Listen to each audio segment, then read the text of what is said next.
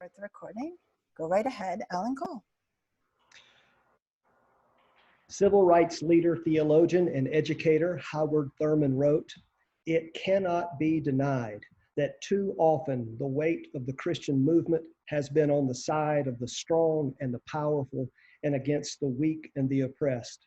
This, despite the gospel," end quote. Welcome to the Thurman Conversations.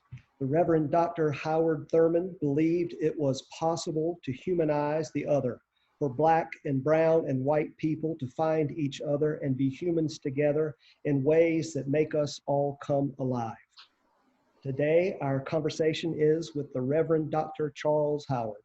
We found out about Dr. Howard through his most recent book, The Bottom, a theo-poetic of the streets.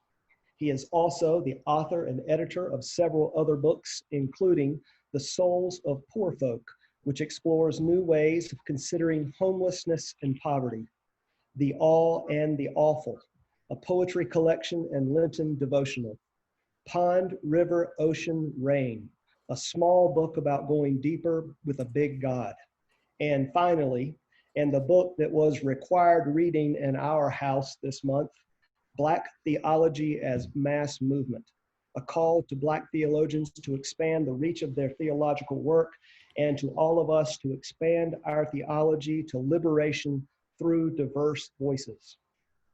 Dr. Howard is chaplain at the University of Pennsylvania, his alma mater. Prior to his return to Penn, he served as a hospice and hospital chaplain and as a street outreach worker to the homeless people in Philadelphia. He sees as his vocational calling to work for a communal increase in joy, peace, justice, and love. My name is Alan Cole, and I am honored to be your host this evening. Before we begin, I would like to thank our creative partners from the Race Task Force for the Episcopal Church in Colorado, and especially our producer, Michelle Cole. You can take a look at past speakers and their recordings on our website at stpaulslakewood.org, and we will drop that link in the chat. Our format this evening will be a 40-minute conversation. During that time, you will be muted, but we invite you to type questions into the chat. For the last 20 minutes or so, we will gather as many of those questions as we have time for and give Chaz a chance to answer them. Chaz, welcome. A blessing to be with you all. It truly is. And sending love to everybody from Philadelphia, especially my new brother and sister, Alan and Michelle. We've only spoken a few times, but you feel like family already. So I'm grateful to be with you and everybody on the call. So thanks for taking time after dinner or during dinner for some of y'all. So thanks so much. Thank you, Chaz. I want to encourage you before we begin, man, this is a conversation that we want to be honest and open, and we invite your true feelings and thoughts. So please, we want to learn from you. So let's get into it. What does it feel like, in your words, to be a problem in your job and world, and what do you mean by that phrase? It's an evocative question that I think was originally used by Du Bois in his book, The Souls of Black Folk, more than 100 years ago. And if you haven't read it, I'm going to give everybody a little bit of homework and invoke some names from the cloud of witnesses that you should explore. And I think Du Bois holds this question, how does it feel to be a problem? And when I think about it, I sort of four different individuals came to mind when you ask it. I think of Du Bois, who was speaking about the problem of the color line and the problem of broadly racism in America. And I think about the rapper Cassidy, and I write a little bit about this in one of my texts. And one of his refrains, he's a Philly rapper, one of the refrains in his songs says, "Bottom line, I'm a problem, y'all." And I think that one of the people who best captures what this means, I think, in an explanatory way. Michelle, you said you're from Ohio. I'll go with LeBron James, who is a good problem and a bad problem, depending on the perspective. And so in a sense, he's a problem for a lot of people. A Black man who didn't go to college, but is a multimillionaire, soon to be billionaire, and uses his platform to speak out about injustices, whether it was Eric Garner or whether it's George Floyd recently. And he uses his resources to sort of point out disparities in our society, and that ends up being a problem for some people. There's a host online, and Laura Ingraham, who sort of used the phrase "just shut up and play basketball, LeBron." This black man, the strong black man, ends up being a problem for people because of his sort of freedom as a black man. He's kind of a negative problem for some people. But on the other hand, he's a good problem on the court, in the sense that he's a hard matchup. And if anyone's ever played basketball, you understand why LeBron is such a problem on the court. He has like point guard dribbling ability and outside shooting ability, but he has sort of almost center size, so he's hard to match up with. When he's on your team, you're glad he's a problem for the other team. So to answer your question directly, what is it to be a problem? How does it feel to be a problem? A lot of it depends on who we're a problem to and for. I think it's good to be a benevolent, challenge and benevolent thorn in the side of white supremacy. To be a benevolent thorn in the side of racism and violence and sexism and homophobia and other forms of hate. It's important for Christians to be a problem in that sense. On the other hand, it's a deep burden where I think we all want to feel comfortable and at home.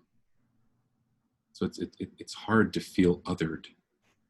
It's hard to feel like you don't fit in. It's hard to feel like you are an abnormality, a misfit, and a problem.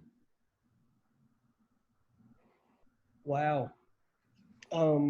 So tell us how this began for you. Tell us about your time in seminary and the power of reading theology by people who looked like you. If there's anyone on the call who's wrestling with whether to go to seminary, I just want to encourage you to jump and leap. I think a lot of us wonder, like, am I called to it or not? Does it make sense in life or not? And, to me, it's if you're into this stuff, if you're into sort of God talk and wrestling with sort of complex things, if you just love scripture, if you love justice-y things, just go. Don't worry about what this means life vocationally, but just go. It's kind of a commercial for all seminaries right there, paid for by the living God. But to me, my job in seminary, I was a work study kid, a student there, and I worked in the bookstore on campus. And it's one of those like campus bookstores that really don't exist in seminaries anymore because of a certain unnamed online company that starts with an A, Amazon. And so I worked in the bookstore there, and one of the perks was I got this great discount. And so I got to sort of pull books off the shelves. And if I liked them, kind of keep them and take them back to my room for a discounted price. If not, put them back up there. And I was introduced in the bookstore and in my classes to some amazing scholars and authors who just kind of like expanded my mind. And a lot of it was sort of the people that every seminarian reads, from Niebuhr and Tillich and all those sort of people. But then I looked on the back covers of some other books and saw some folks who kind of looked like me and wrote from my perspective. And that meant a lot.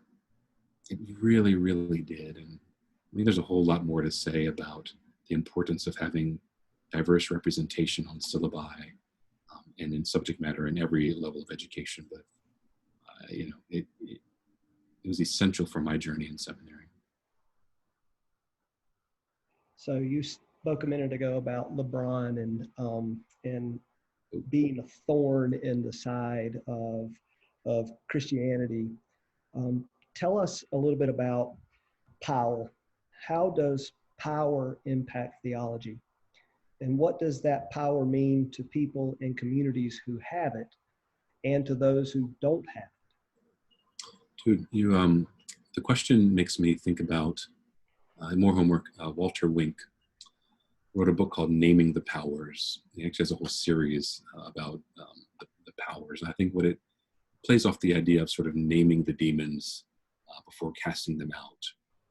And he sort of challenges citizens, scholars, believers to sort of identify the different power structures that are causing oppression in the lives of individuals. And again, some of that power is like capitalism, sexism, racism, an education system, all those sort of things. It's sort of naming the power behind it. And to me, that's essential. I mean, I'm not sure I don't think I go through life looking at the world by power structures, but it is an important part of our discernment. And it's an important part of, I think, Jesus's walk. Sort of, compare Jesus to the power structures in his time, be it sort of religious power structures or political power structures, and that very different type of power that Jesus brings. It's sort of a salvific power, it's a healing power, but it's a power of peace, it's a power of radical love, it's a power from, rather than kind of the center, from the margins and from the bottom. So to me, I think about, as we contemporary-wise right now face against different powers, we need to think about what power we're drawing from to push back, to be not just a thorn, but to kind of, bring about real change. What does, can you give us an example of how the lack of power or unacknowledged power plays itself out? How would we recognize it? I mean, you know that we're an Episcopal church. Our diocese is mostly, but not all, made up of white folks. Where would we see how power is, or the lack of it, impacting a community? Sure. I mean, you think about sort of a minoritized, marginalized voice that tries to name difference and bring about change. And that voice doesn't have any representation in power structures and has very small microphone. And I think one of the small examples is like, this is changing recently, but someone's saying, hey, look, I don't see any Black representation in the stained glass windows in any of our buildings or in any of the iconography or art anywhere. And that has an effect on a young Black youth person in a youth group. Or the young trans kid who is trying to push a church or a diocese around inclusive language and gets pushed back on of like, no, okay, we're not talking about that. Maybe we'll bring it up at the next Athens convention. Maybe we won't. There are very few folks who kind of get where that kid is coming from. And that kid has a lack of power. And there's things we can do about that, though. And so to me, a part of being a good steward with the power we have is creating space for the powerless, for those who are marginalized. And it's hard. I mean, I think when we're in the center, when we have power, it's hard to sort of think about folks who are out there, folks who are at the margins, folks who are at the bottom. It's hard to think about what's their perspective like, who's not being included in this conversation, in this dialogue. But I think we have to. To me, if I could sort of ramble and sermonize for 1 second here, this is very much the Christian message. It's God, if you think about sort of heaven is up here and people live down here, it's sort of God coming down and robing God's self in humanity and getting in the muck and mire of life with us. Not just sort of being God of the universe way up high, but coming down incarnationally to love and care and teach and save. This is very much, I think, part of our Christian call. Those who dare wear like a cross around our necks or a little fish on the back of our car. It's having the humility and the courage to kind of come down and be with others and go out to the margins and bring others back and cede some of the power that we have on behalf of the powerless. This is more important, I think, than sliding tracks under doors, or being like a good worshiper. This, I think, is the business of what it means to be a Christian. Man, I don't know that the people that you named feel as though we want to be in solidarity with them, like what you're talking about. And I worry what that does to a transgender kid or a young kid of color. You know what I mean? Totally. It's hard. So your book, Black Theology as Mass Movement, is a powerful call to expand Black theology as a movement for credentialed and amateur voices alike. Let's go back a step or two and get us caught up. What is Black theology? And can you bring us into that mass movement? So Black theology is in a sense, a type of liberation theology. So if one thinks about kind of genealogy of theologies, a very quick definition would be theology, kind of theo or deo, God, or divine, and logos, kind of word or talk. So theology would be kind of like God talk or writing about God. And then if you sort of, they're all different types of theology, about biblical theology and sort of end time theology. Theology talking about evil, and there's all different types. Environmental theology, feminist, womanist theology. Liberation theology sort of is what it sounds like. It's sort of God talk, reflection on God as it pertains to liberative efforts for freeing, in theory, oppressed peoples. And there's liberation theology, Latinx liberation theology. There's, again, feminist, womanist theology. There's sort of East Asian, South Asian liberation theologies. There's liberation theology for differently abled people. And then Black liberation theology, or Black theologies. It's important to name that there's different interpretations and different ways of defining that. The way that I ultimately define that is kind of broadly working for liberation on behalf of Black folk. But there was a definition that stuck with me. I had a teacher, a professor named Stephen Ray here in Philadelphia, and he now is like the president of a seminary, I think in Chicago. And he defined Black liberation theology as reconstructing the center. And so I one of the examples I use, like if one's looking at a piece of paper, the most important stuff happens here on the lines in the middle. And the stuff that's not important is in the margins. So you're right in the center. You draw in the center of a page, but you stick holes in the margins here. People like doodle in the margins. It's just what happens on the margins isn't important. What Ray means by his definition of reconstructing the center is bringing that which is in the margins to the middle. Or a different kind of visual would be sort of bringing that which is at the bottom up to the top. There's a really important clarification that I think needs to be made. It's not displacing those who are at the center, or displacing those. It's not knocking off folks who are at the top and putting like a new king of the castle up there. It's like it's expanding the middle, because there's room enough for all of us. It's bringing the folks who are sitting on the side of the church to come sit up front with us. There's plenty of room in these pews. It's the people who feel, it's the image of, imagine someone who's navigating homelessness, sort of who feels uncomfortable coming in to the church for internal and external reasons. It's inviting them in.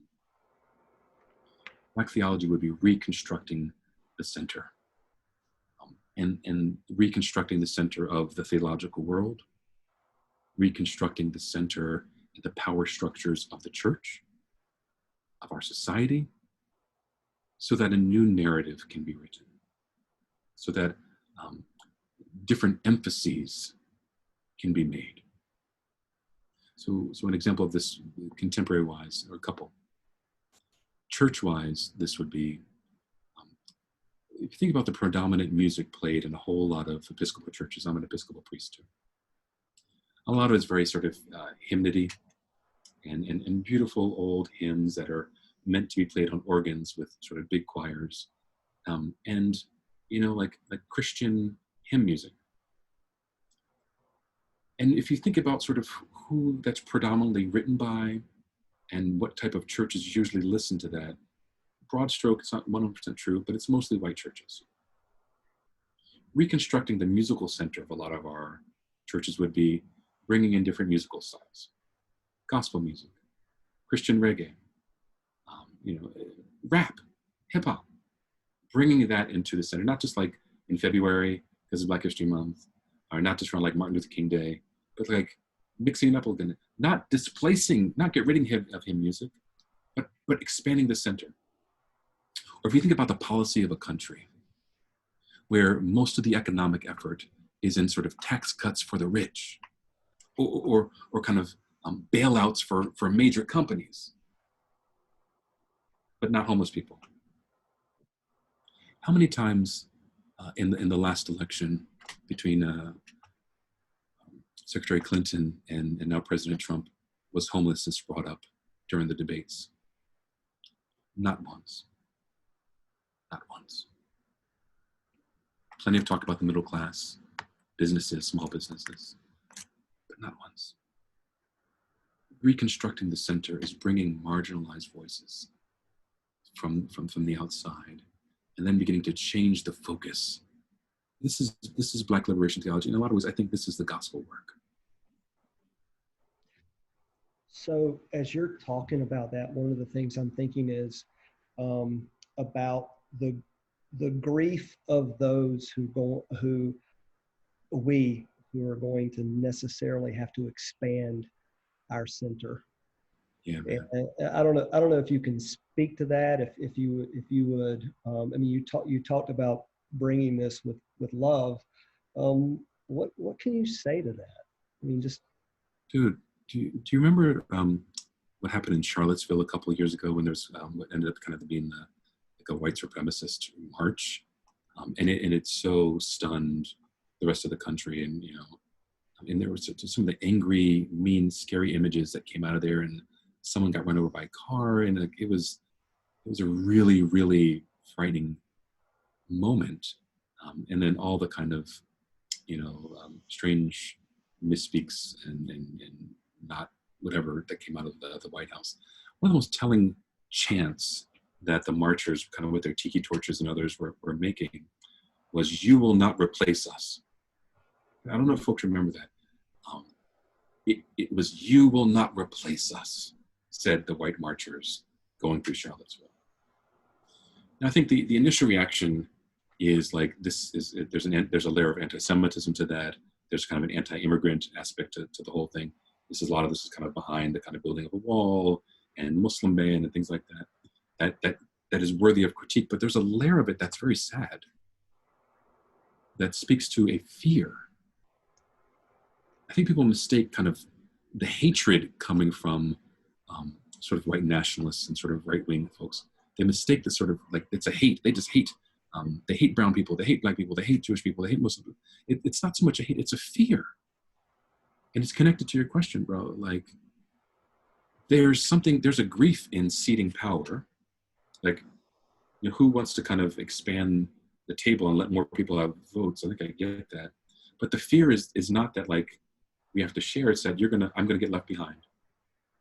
That they're gonna come take our jobs. That we're never gonna have a president like me. That, and you hear this from a lot of people.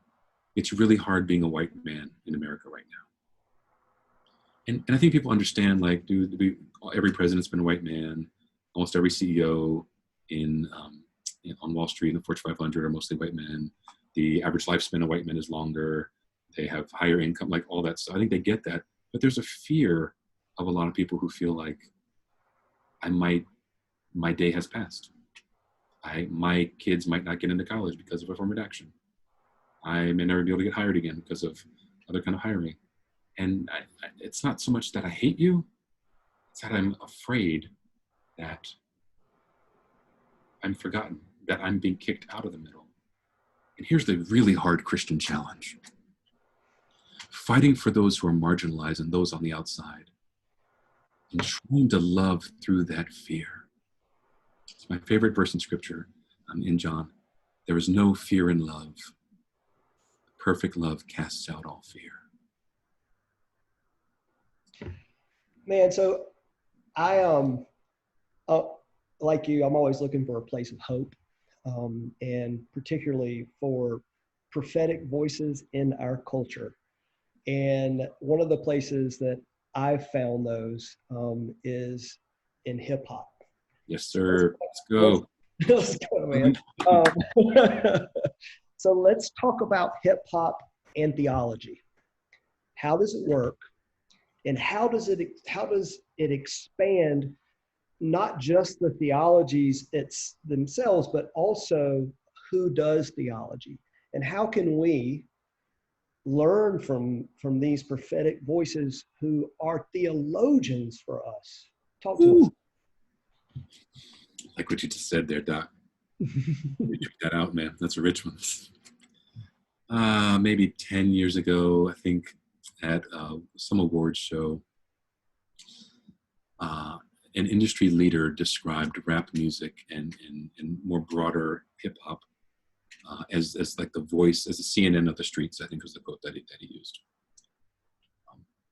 That's complicated now because of the way that hip hop has, in some sense, been co-opted and is not just on the streets, but is in the suburbs in amazing ways. And in some ways, some would say, another one of the centers of hip hop is like Korea and Israel, Palestine, and like overseas. So it's no longer the kind of voice of the voiceless that it was in Brooklyn and Harlem 40 years ago. And yet it still is. And so, I used to teach a course on hip hop and faith in seminary, and we talked about the kind of different pillars of hip hop, from rap to dance to graffiti to kind of DJing, and to kind of like the fifth element of hip hop, the fifth pillar of hip hop, kind of like overstanding and understanding that KRS-One and folks like that would talk about. I think a part of what's so beautiful is that it gives access to those who are on the street and those who are on the margins in a radically democratic, small d democratic way.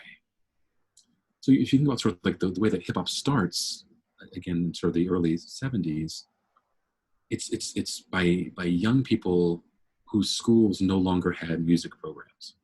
So, music programs are slashed and kids aren't able to play instruments anymore.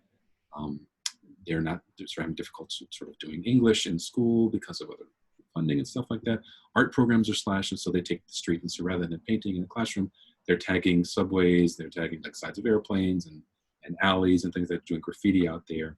And rather than kind of making music with instruments, they have a record on a turntable and they're scratching it and sort of mixing breakbeats and sort of extending songs and really channeling that creativity in a different direction. And it's amazing because these are like 15 and 16-year-olds who aren't sort of like professional yo-yo ma's out there making music that ends up changing the world. Again, people who thought of as nobodies, who have access to that kind of a microphone. And dude, it's still true today. I mean, I think it's one of the richest things about it. Like, click over on YouTube after this and sort of just like Google like rap music. And you'll start with like Jay-Z, Drake, Cardi B, like kind of work your way down. But eventually you're going to see people who have like 5 views on their videos, and they're kids who recorded something on their phone and thought they had some good bars and like it sounded dope, and they wanted to sort of put it out there in the name of either being famous or adding their voice to commentary about what's going on in the world right now. This is beautiful. And if you'll let me ramble for one more like quick sentence. Oh, come on. It's 9:00 here on the East Coast, so I'm coming in I'm just babbling because I'm tired on this side over here. So it's such a cool way that you ask the question, hip hop and theology, because I think this is part of the gift of the radical democratization of theology in church. Anyone can be a theologian. Anyone can be a rapper. I have a 13, almost 14-year-old downstairs. Her name's Annalise. She goes by MC Tuki. She wants to be a rapper herself. She wants to grow up and become a rapper herself. Go girl. She has like 5 views on her very video. She got the phone And she like finds beats and she records herself making music. And some of it's good and some of it's terrible. But she's a rapper. Yeah. In some ways, just as much as Jay-Z.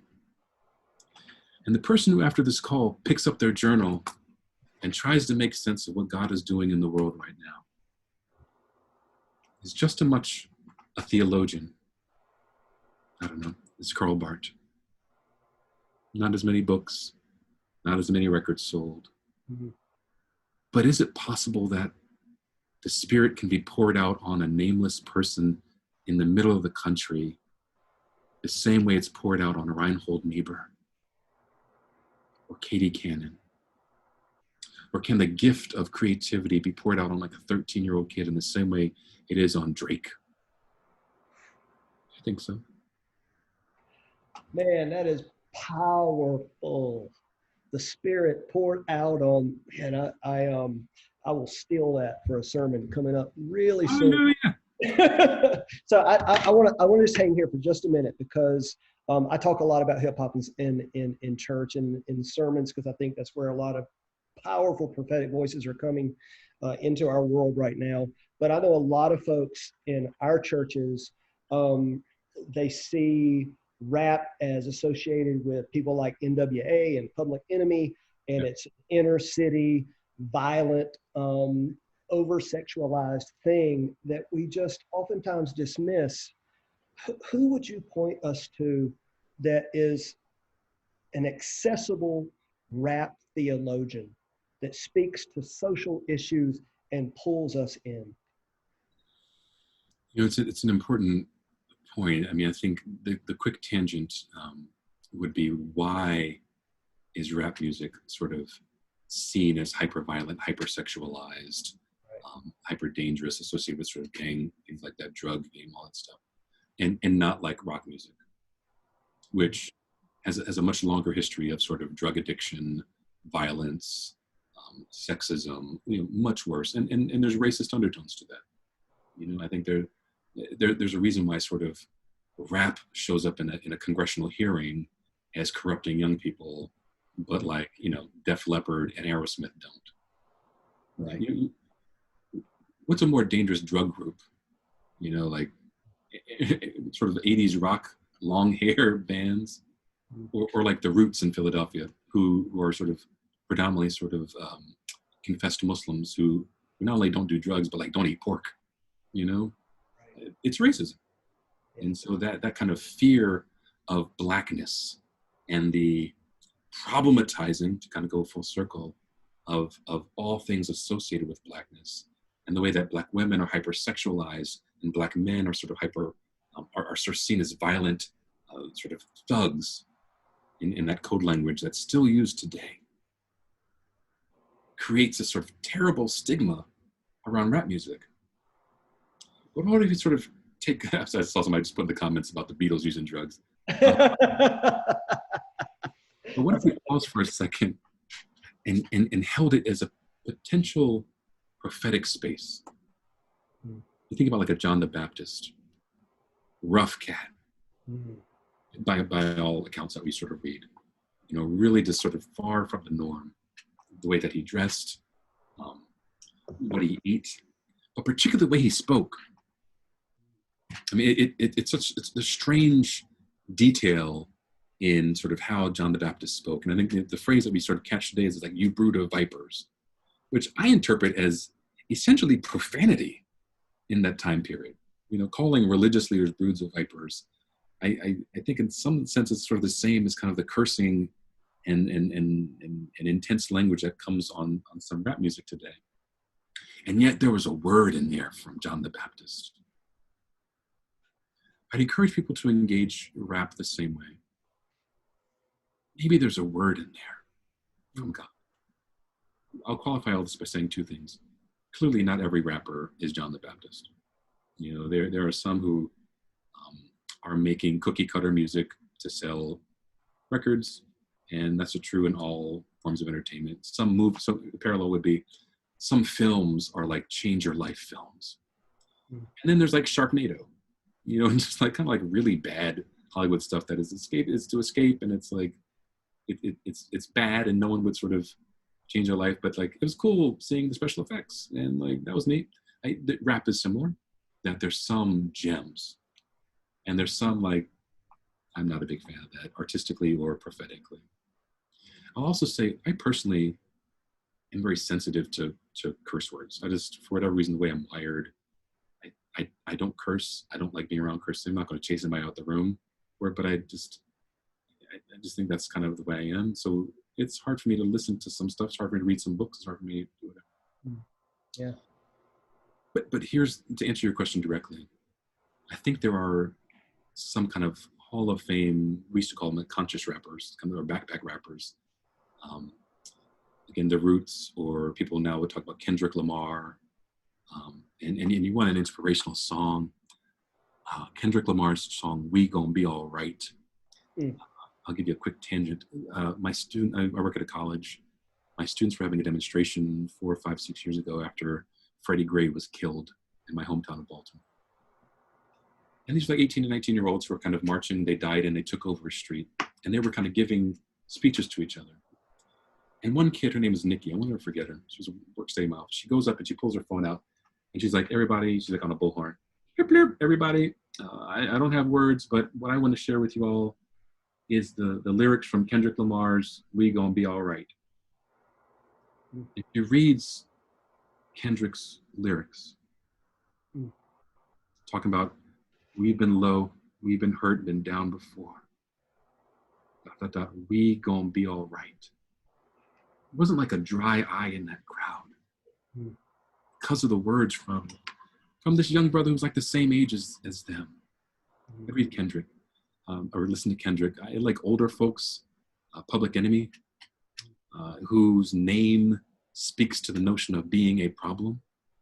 And they were in the 80s and early 90s. And you had one of the soundtrack songs for Spike Lee's, I guess, was Do the Right Thing, Fight the Power. It's a classic song there too. They have a great song called By the Time I Get to Arizona, which was about fighting for the federal holiday for Martin Luther King Jr. Really complex song that talks about sort of using violence to get a federal holiday for kind of this pacifist, nonviolent activist King complex. If you want to get a little more intense, there's a group called Dead Prez. It's really hardcore stuff, but their political commentary is so rich. Conscious rappers, but then I also encourage you to listen to kind of like people who you wouldn't think of like that way. Brother Jay-Z, who I think is the first hip-hop billionaire, married to Beyonce. I mentioned this to my kids, and I was like, have you listened to Jay-Z? They're like, Beyonce's husband? Which I think is the right question. Describe him as Beyonce's husband. Absolutely. And Michael Eric Dyson just wrote a book about Jay-Z that I really commend you. It's a fast read. Read everything Dyson wrote. But Jay-Z, who I think that people think of as like a party anthem guy, it's far more subtle with his critiques and his commentary. He wrote a great song after Hurricane Katrina that wasn't released on the radio because it wasn't like a radio bop, but it was rich. There's a Philadelphia rapper named Meek Mill, who many of you probably heard some of his songs. When the Eagles played the Patriots in the Super Bowl, they came out to a Meek Mill song called Dreams and Nightmares, which is a scandal in itself. Jay-Z's on a song called What's Free by Meek Mill that came out a year or two ago. A guy named Rick Ross is also on the same song. Jay-Z's verse on there is fire. It's powerful. It's prophetic fire about what it means to be a free Black man in America today. So rich. Or like we were talking a couple days ago out, and like I mentioned Cardi B, and so my young my Tuki, my future rapper daughter, put me onto a woman rapper named Cardi B, Cardib, who's I believe Dominicana, sister from New York, and an interesting story herself. She, I would probably say, is kind of on top of the rap game right now, by records sold and by just sort of recognition, and extraordinarily talented lyricist. And kind of, wax on for one more second too. the mastery it takes to be a poet and to do poetry rhythmically, there's a brilliance with that. And I think we sort of dismiss, very few of the rappers I've named have high school degrees, let alone college degrees. But Cardi's brilliant, just a brilliant, brilliant person.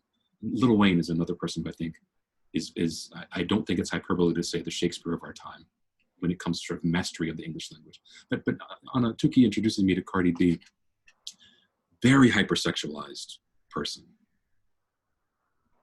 And yet there's a word in that too, about the treatment and mistreatment and objectification of women in the world today.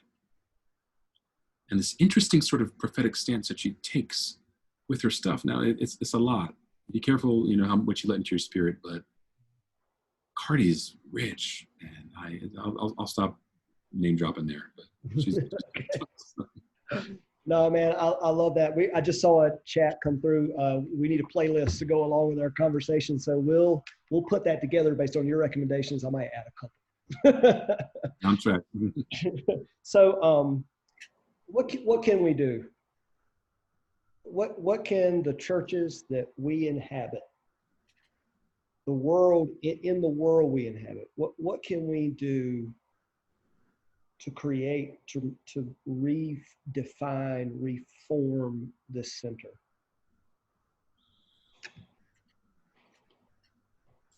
It's a dangerous prayer. It's a dangerous question to ask the divine. It's that, God, what do you want me to do? Here I am. I think I kind of dare everybody to pray that tonight before you go to bed. And God speaks. God still speaks. I'd encourage you to sort of ask above and inward first. I think the second thing is to sort of think about the spaces that we walk into and to examine the power centers of where we are, be it church, be it our workplaces, our neighborhoods, the schools that we're at or our family members are at, our book clubs, our friend circles, and look at them. So institutions are doing this all around the country right now, which is amazing. I think part of the gift of the moment. And this is why ultimately I think we're winning, is real change is happening right now. Real self-examination is happening right now. This is what you can do. Look at the books that your book club has read the last 2 years and is planning to read for the remainder of this year. Think about the events that we have on our church calendar for the rest of the year. Who's on the vestry? Who's city council or town council where you live? What do the state reps and state senate look like in your state? How about the curriculum at your kids' or your grandkids' schools? What are they reading? Does it reflect America right now? Or is there like one little token, is there one like little blotch on kind of like a sea of white? I think about this when I was taking my comprehensive exams for grad school. They kind of give you a list of like theologians to read, and it's this impossible test that's like you're going to quiz you on theology and Christianity for the last 2,000 years from Jesus to now, and like we might ask you any question, and it's a ridiculously obnoxious test, but they kind of give you a long reading list that has like all these random theologians that I've heard of, like 10 of them, and I've never heard of the other 300 of them, and you have a year to kind of work through this stuff, and good luck. What I did recognize on there was one black man on that whole list. Predictably, James Cone. Yeah, one James Cone book too, not the book I would have recommended. One black man on that list. One woman on that list. Reconstructing the Center is like, let's work on this comps list. Yeah. So go ahead. Sorry, no. I'm just ranting and rambling. Walk through the wall. No, man, it's beautiful. It's beautiful. People are here to hear you. No, we got to open it up. I'm talking about democratic. Yeah, you and I are dominating the mics. But we do want to open it up to questions now, and we'll ask you to leave us with a final word in a minute. But one of the questions that that just came up. We kind of talked about it, which artist is filling your cup musically. It could be, but not just musically. I mean, poetry. Who are you reading?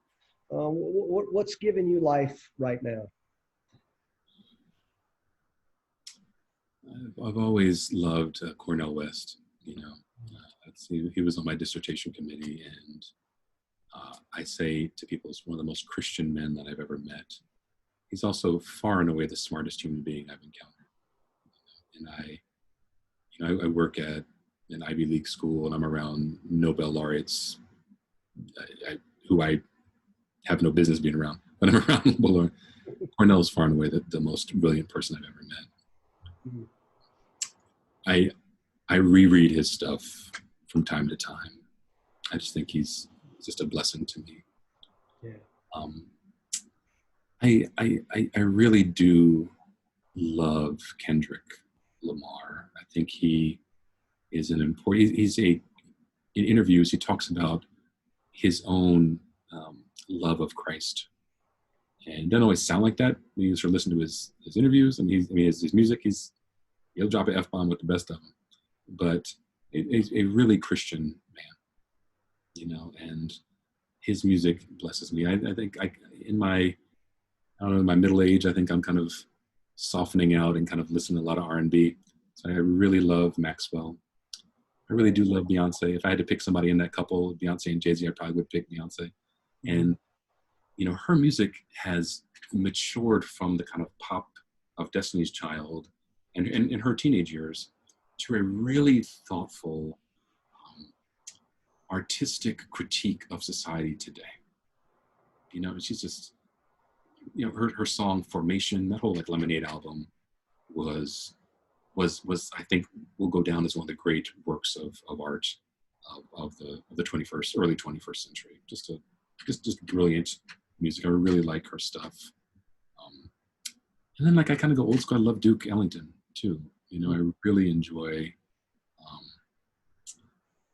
kind of the instrumental, but the kind of words beneath the instruments that are there. Coltrane.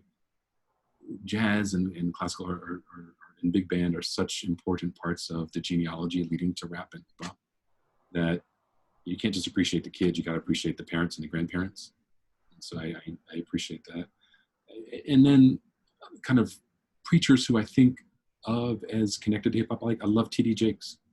I really do. And I think he's not above critique.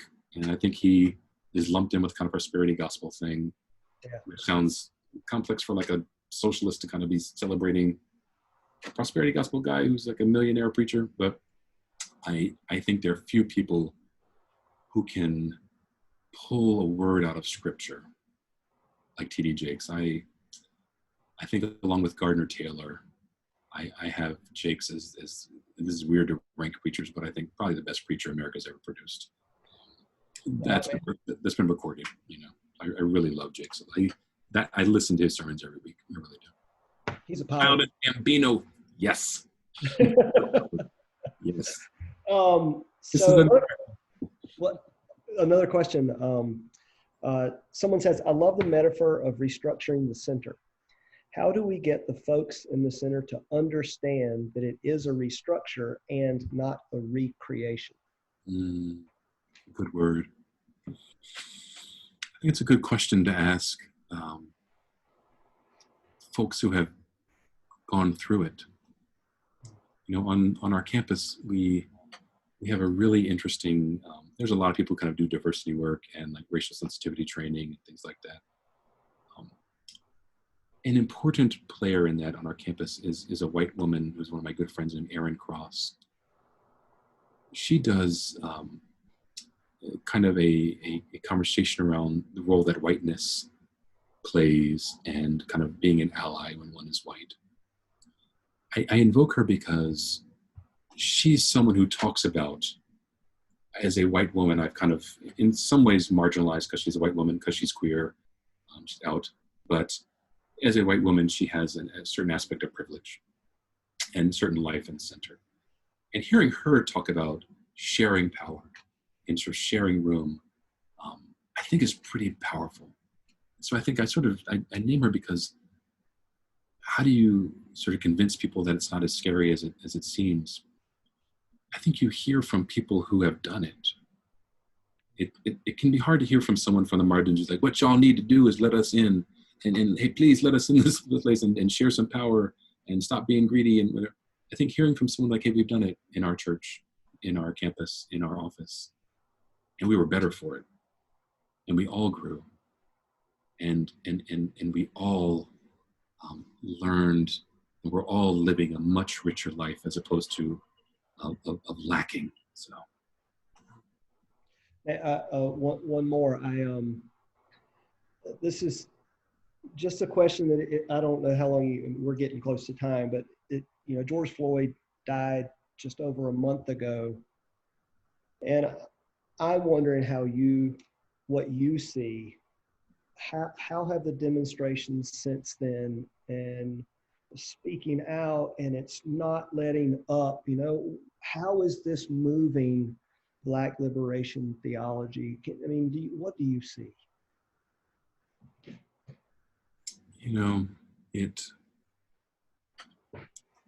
Every Black person that I know felt a deep exhaustion, and still does, but certainly 3-4 weeks ago, inside and outside. I think the entire world and our country was on edge and tired and nervous and anxious because of the global pandemic.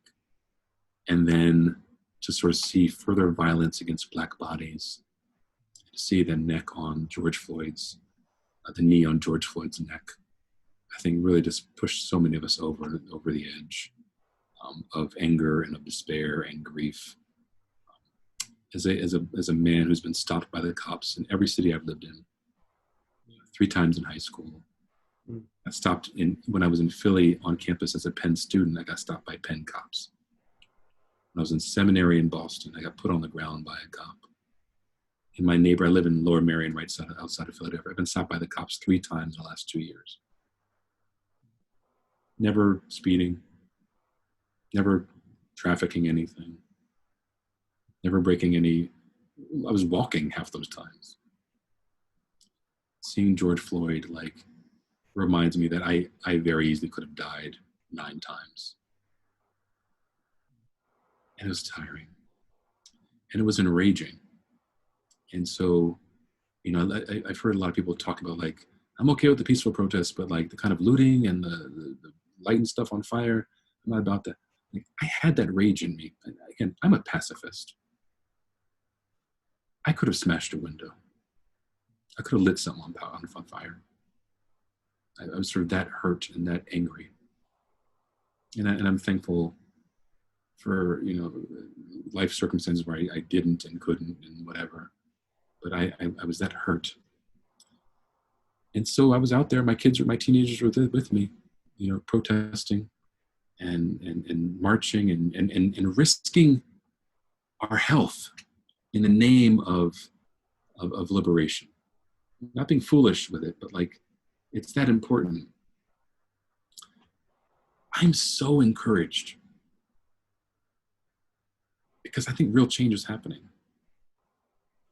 Whether it's policies around contemporary policing and accountability. Look, make no mistake, if the protests don't happen, the man who killed George Floyd isn't just fired, he's not arrested. That doesn't happen 15 years ago. And if there's no public outcry, it doesn't happen. And the 3 other officers with him, they're not arrested without the protests that happened.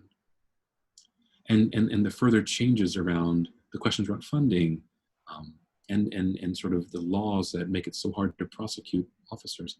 This is all the fruit of demonstrations. And again, it's not just policing that's bringing about change. If people are thinking about sort of the makeup of spaces and statues, and it might seem so minor to sort of whatever, it's just public art. Dude, I grew up in Baltimore next to Robert E. Lee Park. How do you think that feels as a Black man when your school takes a field trip to a school to a park named after Confederate leader? Or you struggle to find a statue of Frederick Douglass who lived in Baltimore. But there's Confederate statues all around. in some ways, that's more violent to me than a knee on my neck. It further dehumanizes. It further marginalizes. And so when we're bringing down those statues, we're reconstructing the center. So symbols are important. And change is happening. And even just kind of the last little thing, like my wife, I'm in an interracial marriage. My wife is Sicilian. And the reason I keep using that book club example is because that's what happened in her book club. What are they reading right now? White Fragility. What's the next book on the list? How to be an Anti-Racist. What's after that? You know, they're going to read some Du Bois. That's real.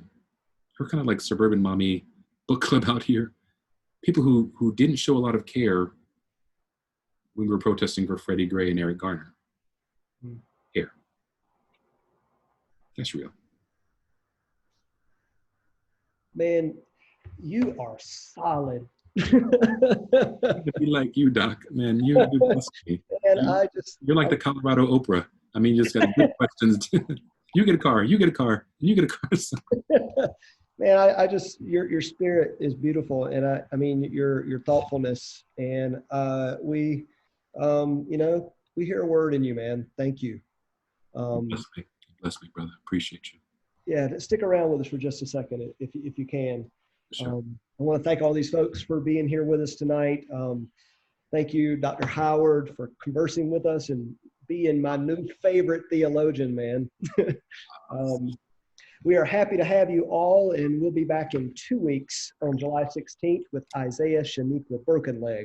This will be a conversation about Native American communities, the church, and what it is to be a two-spirit person, health inequalities, and how we can understand our history here in the West and what the complex racism of the Western expansion was all about.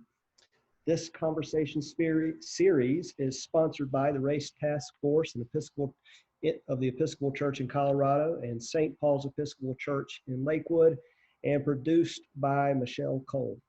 Chaz, tell us how we can find you. Tell us about your latest book. Where can we buy that? Find me if you're ever in Philly. Come find me up in West Philly, up at Penn, and you're always welcome. I sincerely mean that. If you find yourself in Philly, hit me up. I'd love to. When we're traveling again, I'd love to give you a tour of Old City and where America started and all that stuff. If you'd like to be in touch, I'm not too hard to find. My email is on our Penn's website. It's choward@upenn.edu. I'm on Twitter and Facebook and Instagram, sadly. I'd love to engage you there. And my new book is called The Bottom, a Theology, Theopoetic of the Streets. The Bottom, a Theopoetic of the Streets. 100% of the royalties. Oh, boom, there's a commercial. Michelle's hitting it up right there. All the proceeds are going to agencies that serve individuals navigating homelessness. I'm not getting a penny from them. And would be grateful for your support. Oh, yeah. Enjoy. The same is true of my previous book, Pond River Ocean Rain. All the proceeds from that are going to World Vision's Clean Water Fund.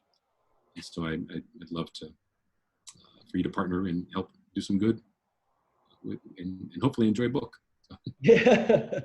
Hey, man, thanks for inviting us into your thoughts. And you invited me. Thank you. Hey, but you opened it up for us. Join us, y'all, on July 16th with the Reverend Isaiah Shaniqua Brokenleg. If you like what you are hearing here, don't tell us, tell your friends. Stay safe, be a good neighbor. Good night, everybody. Peace, brother. Thank you so much, man. I really appreciate it. You've given me so much to look at and to read and to listen to. I'm just really thankful, man. You're a blessing, fam. And yes, great questions. All right. Extraordinarily well-produced show, Michelle. Thank you.